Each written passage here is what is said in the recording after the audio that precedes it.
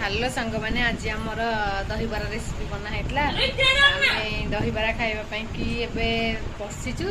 तो पिला माने दहीबरा केमिति लागुची।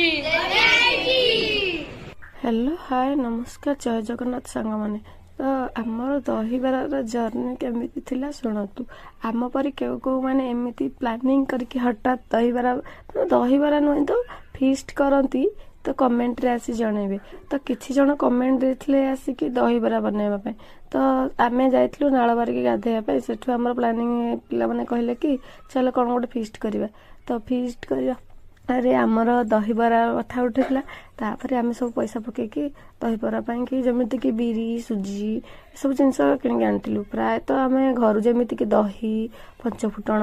मसला मसली सब घर आनिलु तापर आमको साहाଯ୍ୟ करथिले मामा दी जण खोड़ी से माने रोसई करथिले आमे भी टांगु टिके हेल्प करथलु रोसई कर सारिबा परे आमको बाढ़ी के से माने खाइबा पाई देथिले